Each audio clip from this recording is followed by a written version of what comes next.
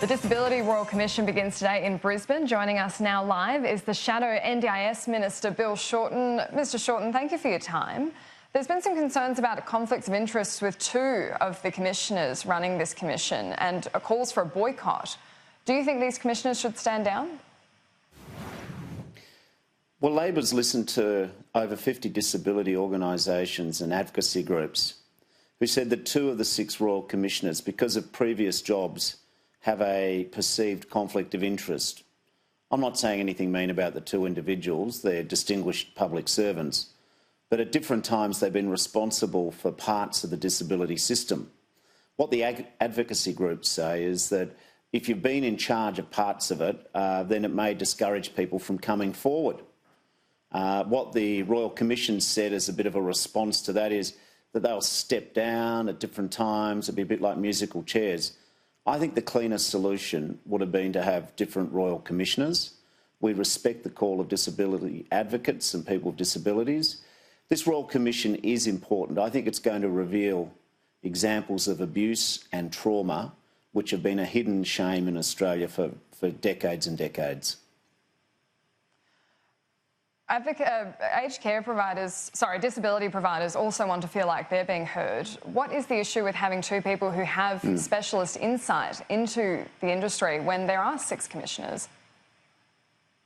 Well, they're called witnesses. That's what we should, if they've got specialist insight, they should be witnesses.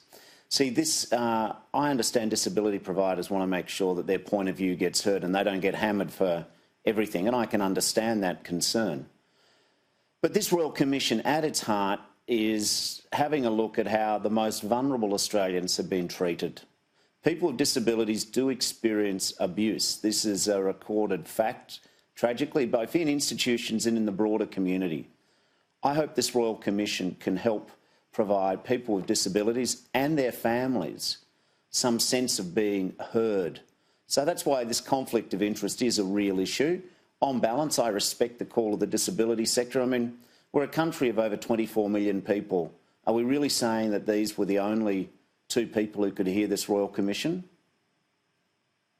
I think it's 7 commissioners. I have to correct myself there. But do you support the boycott then? Oh, no, it's 7, but there's only 2 where... No, I'm only talking about the 2 who should, you know, step down. Yes, yeah, the 2 who should step down, yes. Yes, but do you there are support 5 who are okay, yeah. No, I suspect that it should go ahead. I wouldn't support a boycott. I think people should take the opportunity that is there. But I just wish that the government had been less ham-fisted. I mean, I called for this 2.5 years ago. The government eventually got there with their fingernail marks on the concrete, so to speak, but it's good that we're having it. So I would say to people contemplating a boycott, I understand and support your concerns, but this is a once-in-a-lifetime opportunity to be heard. And I would say, please tell your stories. What's your #1 priority for these hearings? What's the most important issue you think needs to be analysed? I think that we need to have a big change in Australia in the way we look at people with disability and their carers. Australians are not ungenerous people.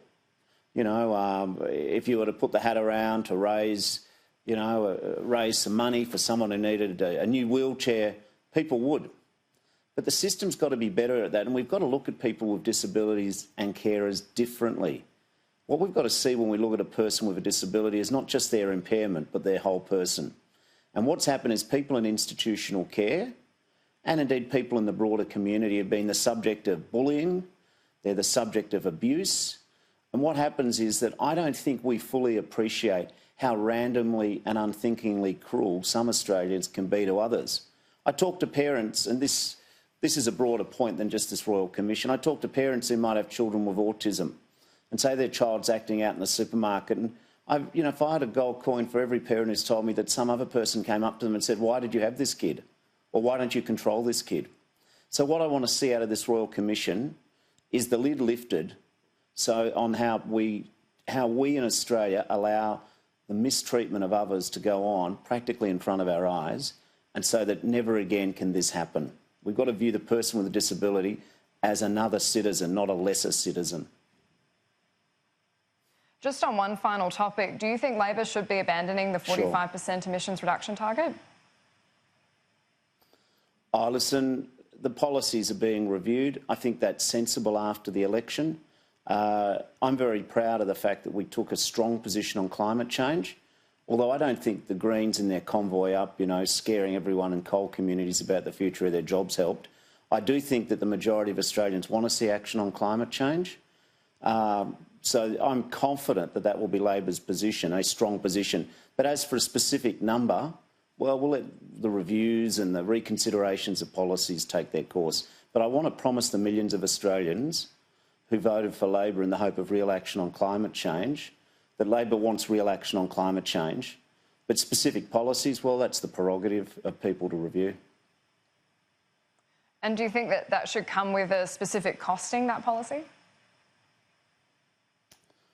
Well, I think we need to have an understanding of all costs, including the costs of climate change. This is something you and I spoke about during the election. I do think that the cost of climate change is mounting every day. And I think that the problem is that this country, under the current government, isn't doing enough on climate change. And unfortunately, rising emissions levels prove that's to be the case.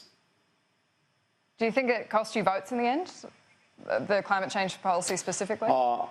I think there was, in some parts of Australia, there was a concern that jobs would be affected negatively. So, yeah, I do. I also think that at the end of the day, this country's got to take action on climate change. So, absolutely, that's why I support a review of the policies.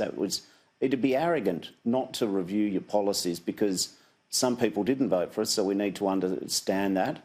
But at the same time, I just want to reassure millions of Australians who look to the Labor Party to be the light on the hill when it comes to climate change. We will continue to do that and take strong positions. Well, happy to keep discussing it with you, as well as the NDIS Shadow Minister Bill Shorten. Thank you for your time. Yeah, lovely to talk to you again. Have a lovely day.